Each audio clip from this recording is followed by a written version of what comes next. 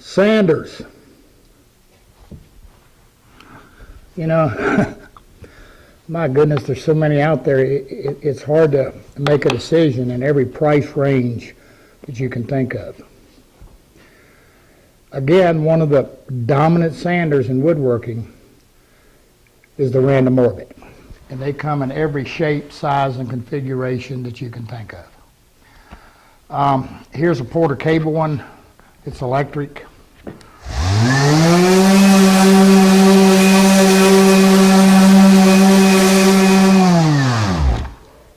They sand. They do a pretty good job. Here's a little Bosch. You notice the height on it, but you got the little dust collection thing back here. They do okay. The only issue I have with them is they're top heavy, and that can make them a little hard to control. You have a tendency to kind of want to rock with it. Then we have the little Jitterbug. Now this one's air operated, but you understand what they are.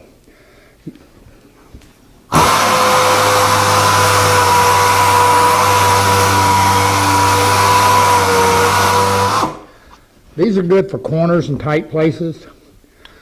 They work well. Kinda. We'll look at that in a bit. Then we have the detail sanders. Now, this is one made by Fine. And nowadays you see them out there made by Porter Cable, and they're everywhere. One of the things with this sander, like this sander, and things that make a difference, is the stroke, how it oscillates, how it sands. And I'll explain more about that later. Then you get into now, for years we've always used the pneumatic or air operated random orbits. What's the advantage of an air over an electric? Well, bottom line to it's durability. This basically, air goes through it, it acts like a turbine. You know, there's fins in here, that's what drives it, pretty much it. Been around forever. The thing I like about the air is I like the ergonomics of it. I like the handheld. I like to just be able to hold it and do it. That's me personally. I'm not a big fan of the great big heavy sanders. I find them cumbersome and sometimes hard to control. These are one-handed, you can go. Now this particular one is a PSA, and this one's made by Mirka. There's numerous of them out there. But the other thing, Mirka also has one that's like the little Jitterbug I showed you that has a vacuum system to it. Now on these you can also get the 6-inch pads. You can change the pads to 6-inch if you want. Today on the market we have the Mirka Ceros. Now I'm going to tell you up front, it's not cheap at all. And we've got a good dust extraction unit. You can use a shop vac. One made, I think Fine makes one, Festool makes one, and they really do a good job. I'm going to step out on a limb here, and I'm going to be honest with you. I've had a lot of guys tell me about the Festool Sanders, and they really like them. I've not had the opportunity at this point to try one. But maybe a little later on, we'll get one and do a video on it. But I'm going to tell you up front, my choice of the litter is the Mirka Ceros. Here's why. Number one, it's electric. It has a little converter with it. It has, with the dust extraction, it has excellent dust pickup. And it maneuvers and operates just like my good old pneumatic air sanders.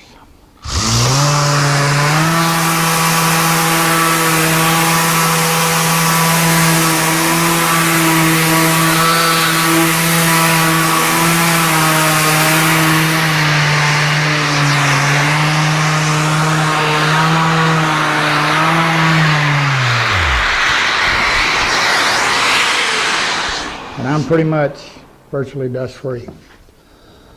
I know I'll probably get fussed at a little bit about that, but I have a guy who works for me, Ed. You'll probably meet Ed later on in the series, but Ed likes to sand. Yeah, I know, but I mean, he likes to sand. And, you know, he's always used the air operated. And I got the Ceros, and he will fight you over it. And I mean, he sands almost day in, day out. We just have been really, really impressed with it. Again, we have no affiliation with Merca whatsoever. This sander is just, they're expensive. I'm going to say that again. The low profile, the ease.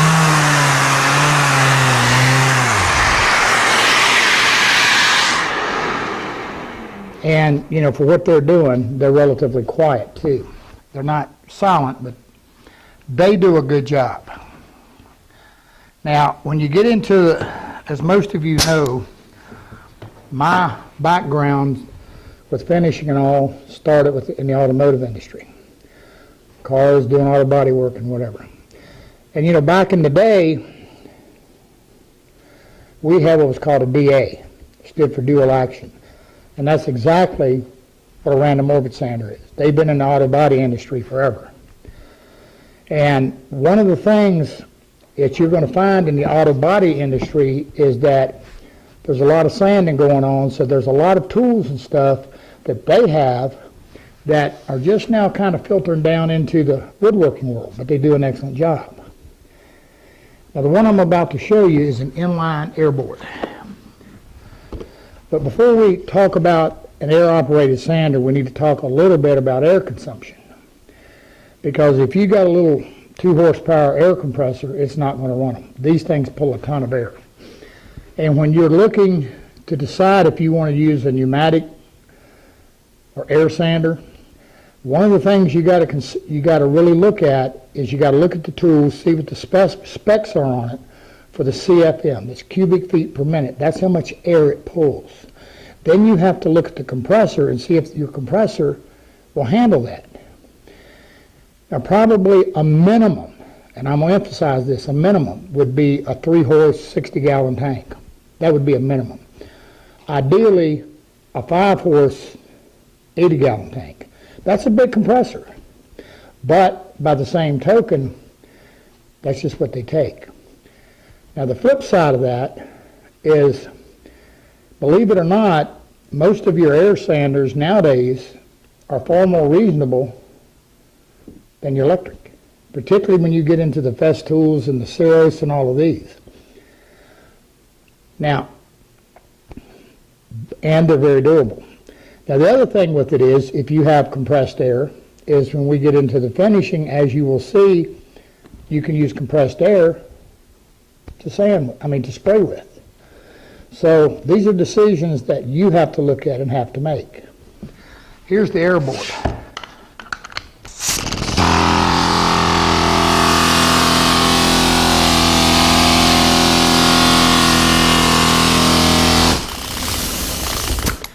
Now it's essentially an inline sander. It's sanding back and forth like this. Now, is it a finish sander? No, it's not. It's a tool used for leveling, flattening, that kind of thing. It's a construction tool. You know, that brings up an interesting point. And we'll look more at this. I'm going to say this, and you'll hear me say it numerous times throughout this series.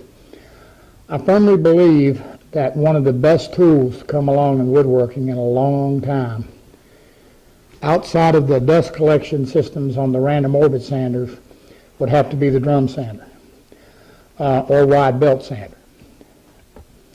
When you're processing wood, these things just really do a good job, but people buy them with the expectation that it's a finished sand. That's not the case. Now, depending upon what you're doing, you know, you could put 220 on one of them, and as long as you run that board through there straight, right with the grain, you might get by. But we always wind up hand sanding, or random orbit. So I just want to interject that very quickly. Now,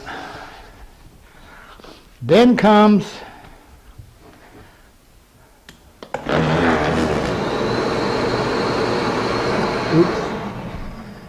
this boy,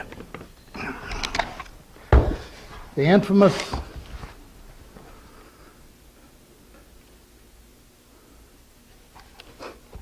Project Wrecker. That's his nickname.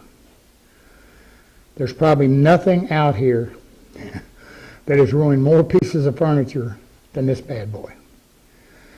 If you're flattening and you're leveling for aggressive, they're fine. They're not going to do a finished surface.